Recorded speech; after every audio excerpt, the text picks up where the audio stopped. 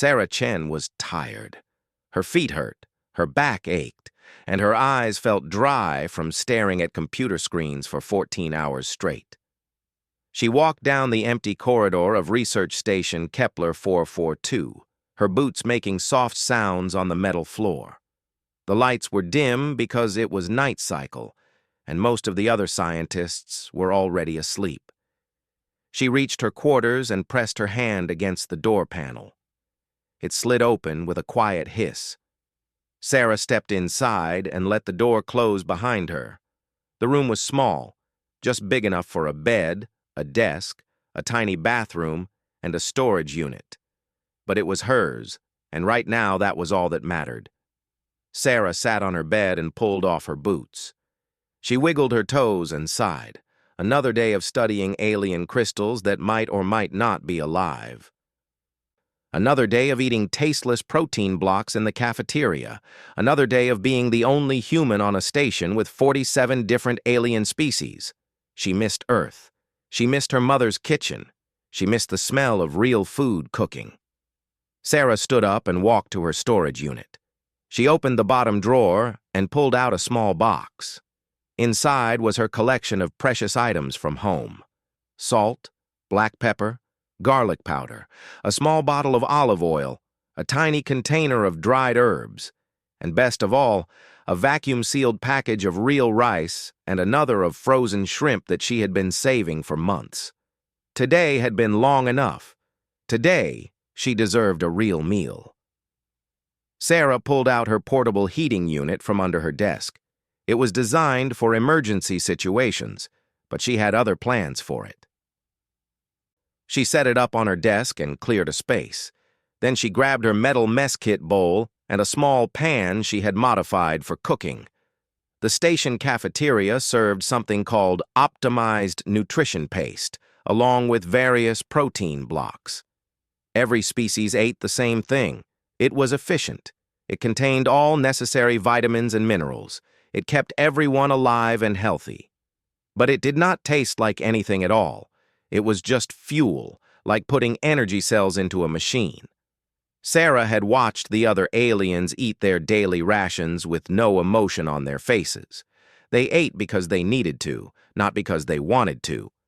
The idea of food having flavor seemed strange to them. The idea of preparing food seemed even stranger. But Sarah was human, and humans had been cooking for hundreds of thousands of years. It was in her blood, in her bones, in her memories. Her grandmother had taught her mother, and her mother had taught her. Cooking was not just about nutrition. It was about love, about culture, about making something better than the sum of its parts. She opened the package of shrimp carefully. There were only 6 pieces, but they were perfect. She opened the herbs and breathed in the smell. Rosemary. Thyme. A little bit of dried parsley. The scent alone made her feel more alive than she had in weeks. Sarah turned on the heating unit and placed the pan on it. She added a small amount of olive oil and watched it shimmer in the heat. Then she added the shrimp and a pinch of garlic powder. The sizzle was immediate and beautiful. The smell hit her like a wave of memory. Sunday dinners, birthday celebrations, her mother standing at the stove, humming while she cooked. Sarah felt tears prick her eyes, but she smiled. This was worth it. She flipped the shrimp carefully, watching them turn pink and perfect. She added salt, pepper, and the dried herbs. The aroma grew stronger, richer, more complex. It filled her small room with warmth and comfort. What Sarah did not know was that her ventilation system had been malfunctioning for the past week. The maintenance crew had marked it for repair, but had not gotten to it yet. The vent in her room that should have filtered and recycled the air was stuck partially open, connecting directly to the main residential corridor. The smell of cooking shrimp, garlic, and herbs began to drift out of her room. It moved through the corridors like an invisible messenger, spreading to other quarters, other rooms, other noses. Sarah finished cooking the shrimp and started on the rice. She had just enough water in her emergency supply. She let it simmer while she plated her shrimp on her mess kit tray. They looked beautiful.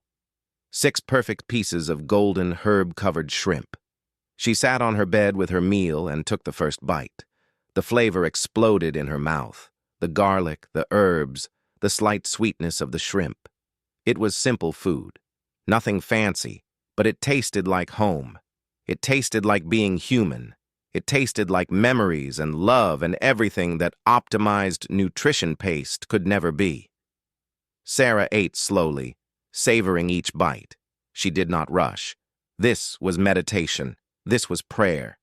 This was what her species had done around fires and hearths for millennia, turning raw ingredients into something greater, something meaningful. She had just finished her last piece of shrimp when she heard something. A soft sound, scratching, coming from her door. Sarah looked up, confused. Who would visit her at this hour? She set down her tray and walked to the door. The scratching came again, more urgent this time. She pressed the door panel. The door slid open. Sarah looked down. 3 small aliens stood in her doorway. They were younglings, children, cubs. She recognized the species. Of relics, barely 2 feet tall with insect-like features and large compound eyes. A Muradin, fox-like with reddish fur and enormous black eyes that reflected the light from her room. And a Corthian, a small crystalline being that chimed softly with each movement. But what caught Sarah's attention was not the cubs themselves. It was what they held. Each one clutched a container. The relics held a small bowl in its front appendages. The Muradin had a cup gripped in its paw-like hands. The Corthian had somehow formed a depression in its own crystalline structure, creating a bowl within itself. The 3 cubs stared up at Sarah. They did not speak. They did not move. They just stood there with their containers, their eyes fixed on her, their small bodies trembling slightly. The Muradin cub's nose twitched. The Vrelix's antennae vibrated rapidly. The Corthian chimed in a frequency that sounded almost like pleading. Sarah looked at them. Then she looked at their bowls. Then she understood. They had smelled her cooking. They had smelled real food for the first time in their lives, and they had brought their bowls. Sarah stared at the 3 small aliens in her doorway. Her mind raced. This was definitely against station protocol. She was not supposed to share food with other species without proper testing and approval. There were rules about this, pages and pages of rules, but the cubs looked at her with such hope in their eyes. The Muradin kit's ears were flat against her head, a sign of submission and pleading. The Vrelix's antennae drooped slightly, as if afraid of rejection. The Corthian chimed so softly it was almost silent, a sound that somehow conveyed desperate longing. Sarah made a decision. Sometimes rules needed to be broken. She stepped aside and gestured for them to come in. The 3 cubs entered slowly, looking around her quarters with wide eyes. They had probably never been in a human's room before. Everything about Sarah was strange to them. From her plain furniture to the pictures of Earth on her wall, but their attention kept returning to the desk where Sarah's pan still sat, where the smell came from, where the magic had happened. Sarah knelt down to their level. Up close she could see they were very young. The Vrelix's shell was still soft and pale, not yet hardened into the dark blue of adults. The Muradin's fur had the fluffiness of childhood. The Corthian's crystalline structure was small and simple, without the complex patterns of mature members of their species. "Do you understand English?" Sarah asked softly. The Vrelix nodded, its whole body bobbing. "Yes, Dr. Chen," it said in a high, chirping voice. "I am Zik. This is Pip." It gestured to the Muradin. "And this is Harmonic 7. The Corthian chimed, and Sarah's universal translator picked it up. "We apologize for the intrusion, Dr. Chen, but we had to know." "Know what?" Sarah asked. Pip, the Muradin, spoke for the first time. Her voice was soft and musical. "What that smell is. Nothing has ever—" She struggled for words. "The cafeteria food does not smell like anything. But this smells like, like food is supposed to smell, Sarah finished gently. All three cubs nodded eagerly. Sarah sat back on her heels. Of course, these children had been raised on optimized nutrition paste and protein blocks. They had never experienced real cooking. In galactic civilization, food preparation had been eliminated thousands of years ago. It was considered primitive, inefficient, a waste of time and resources. But humans had never let go of cooking. It was too important to them, too central to what made them human. That smell, Sarah said slowly, comes from cooking, from using heat to prepare raw ingredients, from adding flavors and spices. It is something my people have done for a very long time. Can we? Zick held up his bowl higher. Can we try? Sarah looked at her pan. She had eaten all the shrimp, but there was still rice left, and she had a little bit of butter and herbs remaining. It was not much, but maybe it was enough. All right, she said, but just a little bit. I need to make sure it is safe for you first. She stood and went to her computer.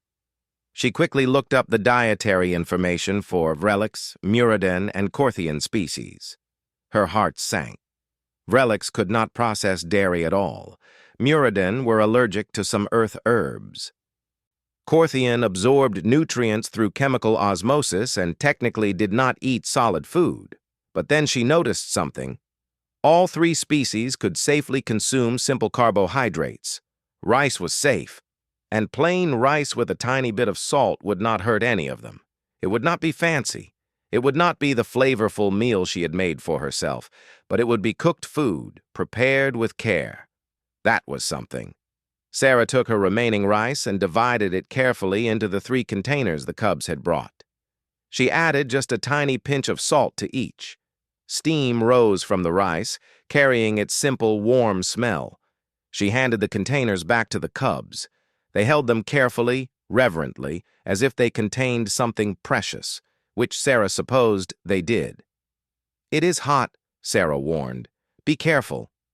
Blow on it first. The cubs looked at each other, confused. They did not understand what blow on it meant.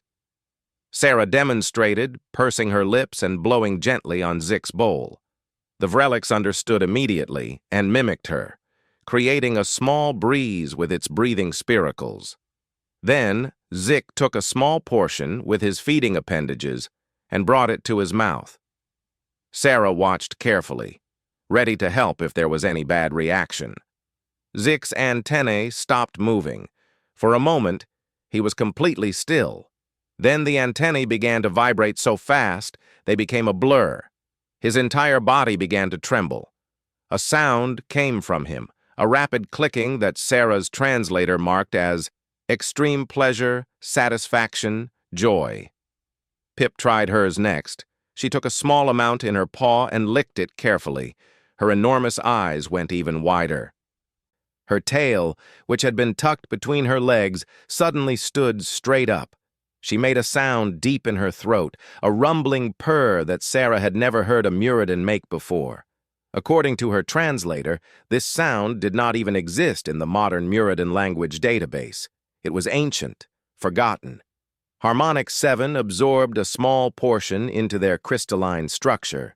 The rice seemed to dissolve as it touched them, breaking down into pure nutrients. The Korthian's entire body began to glow. Colors rippled across their surface. Pink, gold, brilliant blue, shades that Sarah had never seen in any Korthian before. The chiming sound they made was like music, complex and beautiful. The 3 cubs ate slowly, taking small portions and savoring each one. They did not speak. They did not need to.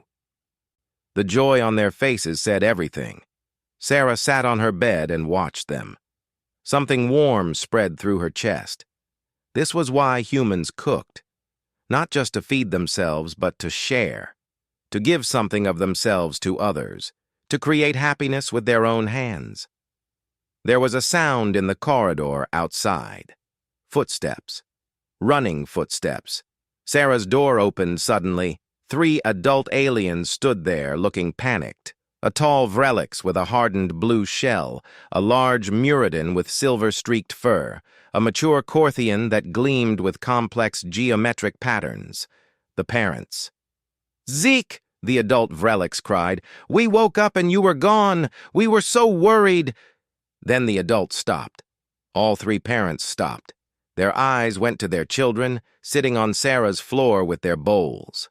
And then the parents smelled it. The adult Vrelix's antennae shot straight up. The adult Muradin's nose began twitching frantically. The adult Korthian's chiming changed tone, becoming almost confused, as if experiencing something their database could not explain. The parents stood frozen in the doorway, caught between anger at their children for leaving their quarters and something else. Something deeper. Something they had not felt in a very, very long time. The adult Muradin spoke first, her voice barely a whisper. What is that smell?" And Sarah realized that this was only the beginning.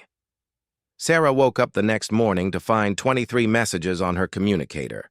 Most were from other scientists on the station, asking strange questions. "Did you experience an unusual atmospheric phenomenon last night? Was there a chemical leak in your sector? Why does the air smell different?" One message was from Station Security Officer Krelnock. It was short and direct.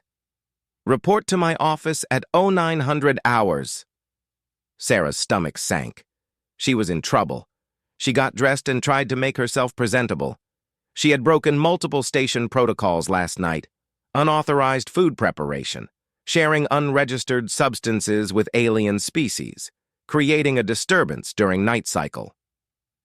The list went on. But when she thought about the joy on those 3 cubs' faces, she could not bring herself to regret it. Sarah arrived at the security office at exactly 0900 hours. The door slid open before she could knock. Inside, Security Officer Krelnock sat behind his desk. He was a Thulgarian, which meant he was almost 8 feet tall with gray, rocky skin and 4 arms. He looked very serious. "Dr. Chen," he said. "Sit." Sarah sat. She prepared herself for punishment.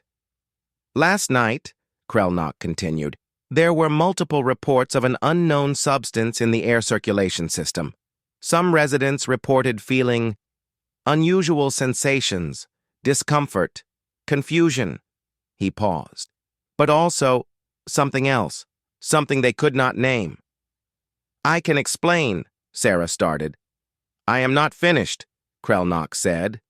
But his voice was not angry. It was strange, almost uncertain. "This morning, I came to work early to investigate. I followed the scent to your corridor. And I found this." He activated a screen on his desk. Security footage played. Sarah watched herself opening her door last night. She watched the 3 cubs enter. She watched the parents arrive. She watched all of them leave. 40 minutes later, the cubs clutching their empty bowls and the parents looking confused and amazed. "I should report this," Krelnock said. "You violated health codes 47B through 89G, food preparation without authorization, sharing unregistered substances with minors of other species, creating an environmental disturbance." "I understand," Sarah said quietly. "I am sorry." "I said I should report this," Krelnock repeated. "I did not say I would." He leaned forward. "Dr. Chen, what was that smell?" Sarah blinked. "Sir?" "That smell," Krelnock said again. His voice was softer now. "When I stood in that corridor this morning, investigating, I caught just a trace of it, just a little bit remaining in the air, and I—" He paused, as if the words were difficult. "I remembered something. Something from very long ago, from my childhood. My grandmother, before she passed, she used to do something with food, not eat it from the dispenser. She would change it somehow, heat it. I was very young. I do not remember clearly, but the smell this morning reminded me of her." Sarah understood. Your grandmother used to cook. Is that what it is called? Cooking? Yes, it is an old human practice. We use heat and skill to transform raw ingredients into meals. My people never stopped doing it even when we reached the stars. Krelnok was quiet for a long moment. Then he said, "When I smelled that trace this morning, I felt something I have not felt in years. I felt warm, safe, like being young again, being cared for." He shook his head as if embarrassed. "This is foolish. I am a security officer. I should not—" "It is not foolish," Sarah said gently. "That is what cooking does. It is not just about nutrition. It is about comfort, about memory, about showing care." There was a knock at the door. Before Krelnok could respond, it opened.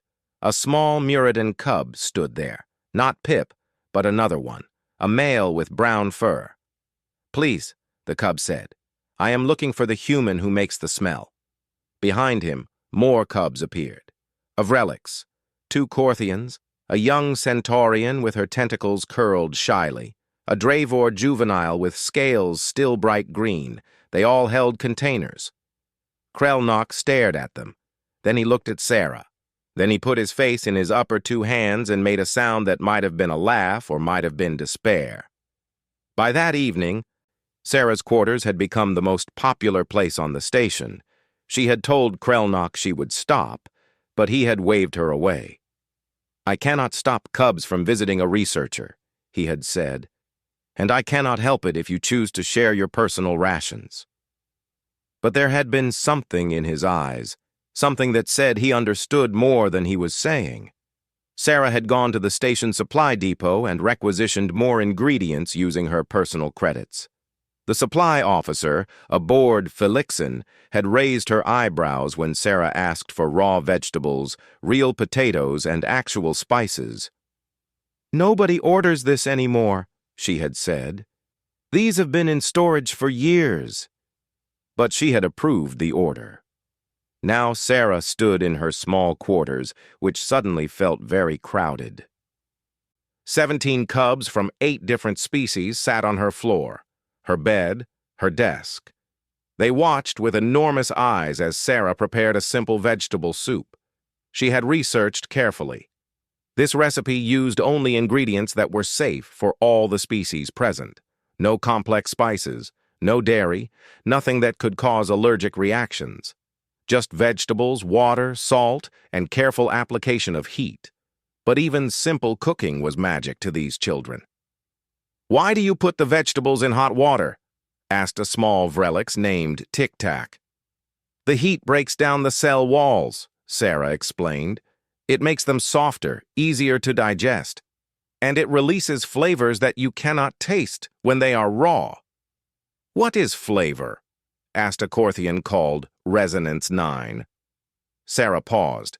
How did you explain flavor to someone who had never experienced it? "Flavor is information," she said finally. "Your tongue and nose can detect different chemicals: sweet, salty, bitter, sour, savory. When you combine them in different ways, you create different experiences, different feelings. Flavor is how food speaks to you." The cubs absorbed this with fascination. Some of them took notes on their tablets. Others simply watched, learning through observation the way young things had learned for millennia. While the soup simmered, Sarah told them stories. Stories about her grandmother's kitchen, about harvest festivals on Earth, about how different cultures had different foods, different techniques, but the same love underlying it all. The cubs listened like she was telling fairy tales. To them, she supposed she was. When the soup was ready, Sarah portioned it carefully into all 17 containers. She showed the cubs how to blow on it to cool it. She watched as they took their first taste of something their species had not experienced in thousands of years. And she saw it again. That moment of transformation, the wonder, the joy, the sense of discovering something they did not know they had been missing. A tall figure appeared in her doorway. Station Administrator Kelvix, a slender Avarian with silver feathers and sharp eyes. Sarah's heart sank. This was definitely the end. But Kelvix did not look angry. He looked uncertain, confused. He watched the cubs eating their soup, making sounds of happiness. He watched Sarah ladling out the last portions. "Dr. Chen," he said quietly, "we need to talk." Sarah nodded. She had known this was coming. "Tomorrow," Kelvix continued, 0800 hours, my office. Bring a full report of what you have been doing." He turned to leave, then paused. "And Dr. Chen? Bring a sample." The cubs cheered softly. Sarah felt hope flutter in her chest. 3 months had passed since the hearing. Sarah stood in her new kitchen and smiled. The station had given her an entire section of the communal area, complete with proper cooking equipment, ventilation systems, and storage for ingredients. It was bigger than her quarters, with windows that looked out at the stars. But the best part was not the equipment. The best part was the people. Zick stood on a step stool, carefully stirring a pot of grain pod stew. His antennae waved with concentration. "Is this the right temperature, Dr. Chen?" he asked. Sarah checked the display. "Perfect. You are doing great." Beside him, Pip was teaching a young Thulgarian named Rock how to chop vegetables. "You want to keep your claws curved," she explained. "Like this. It is safer and gives you better control." Rock nodded seriously, his rocky fingers moving slowly but precisely. He had never imagined he could create something with his hands beyond building or breaking. But here he was, preparing food, and he felt proud. At another station, Harmonic 7 was working with a Centaurian elder named Three Currents. They were experimenting with mineral-infused broths, trying to recreate ancient Corthian recipes that had been lost for millennia. Every few minutes they would taste their creation and adjust, adding a bit more heat or a different compound. The kitchen had become the heart of the station. Every evening, beings from all species would gather here. Some came to cook, some came to learn, some just came to eat and talk and be together. Sarah moved through the space, checking on different groups, offering advice, sharing techniques. She was no longer just a xenobiologist studying alien crystals. She had become something else, a teacher, a bridge, a keeper of traditions, both human and alien. "Dr. Chen," a small voice called. Sarah turned to see a new cub, a Dravor she had not met before. The child's scales were bright yellow with nervousness. I would like to learn. My parents said I could come." Sarah knelt down. "Of course. What is your name?" "Sorel," the cub hissed softly.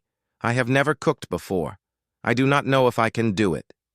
"Everyone can cook," Sarah said gently. "Cooking is not about being perfect. It is about trying, learning, caring. Come, I will show you." She led Sorel to a clear station and pulled out simple ingredients. Rice, vegetables, water.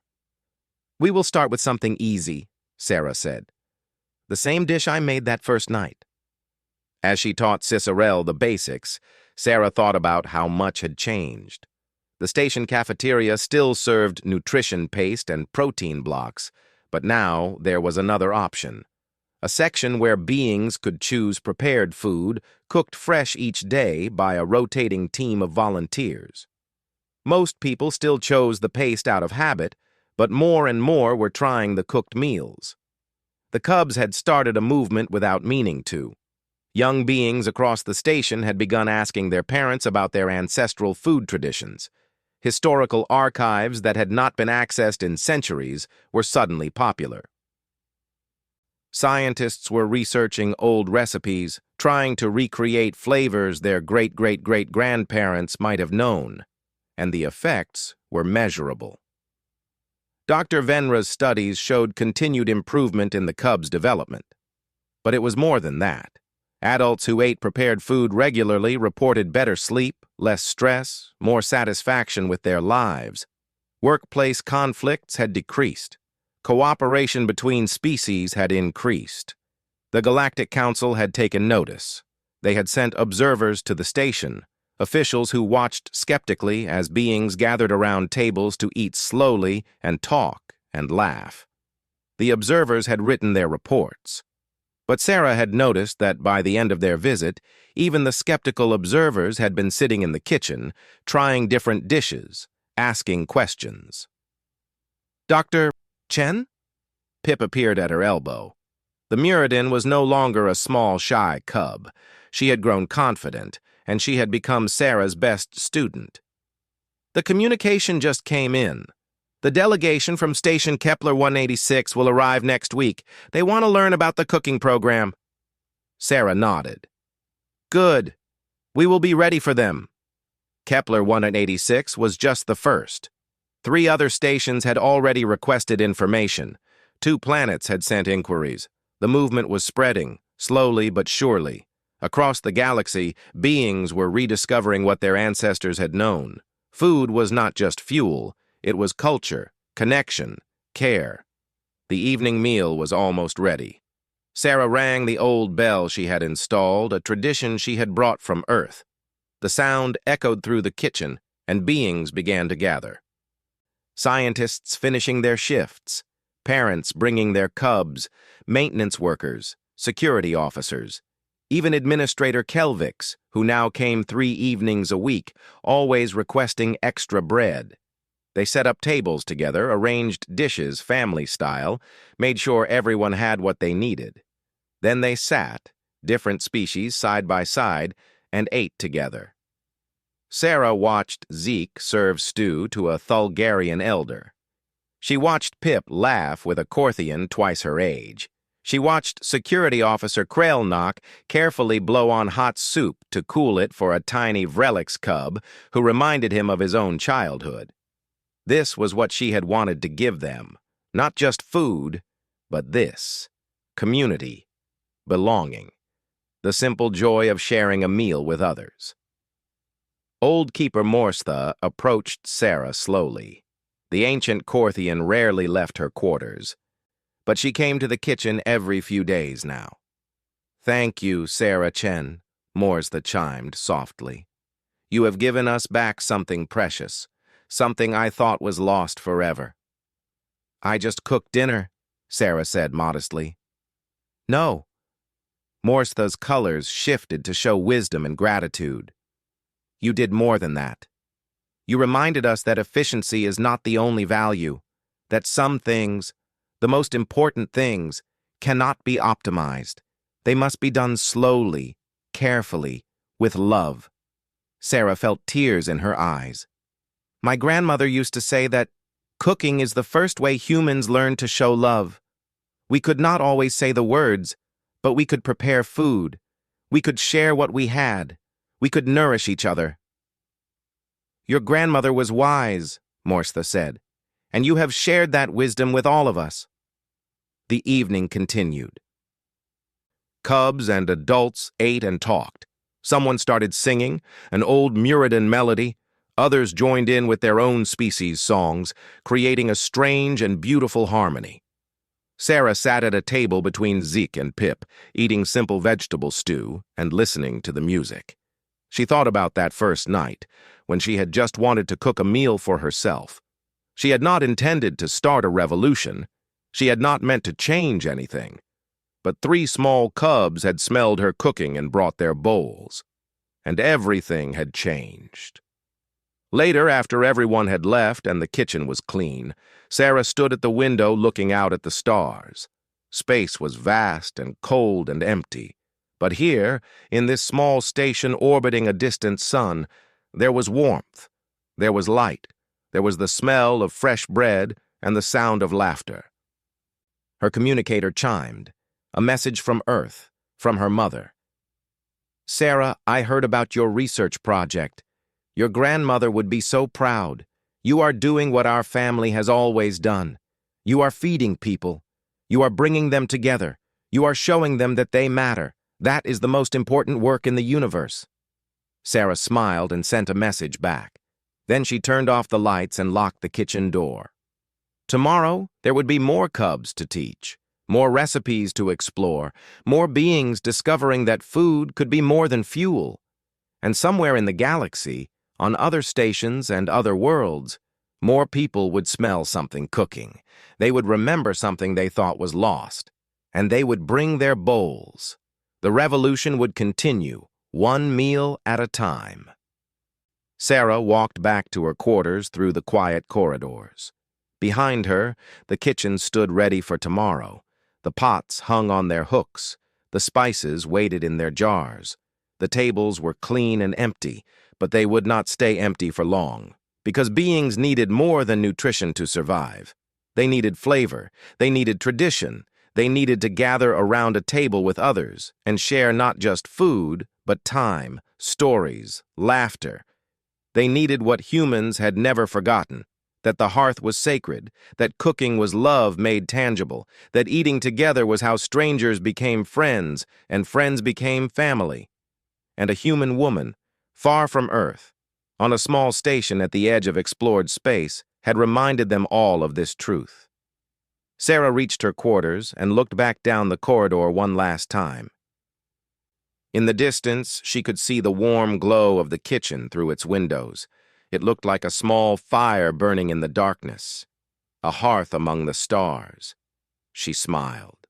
Tomorrow she would make breakfast, and the cubs would come, bringing their bowls, ready to learn, ready to taste, ready to remember what their species had forgotten. And the galaxy would be a little bit warmer, a little bit kinder, a little bit more like home.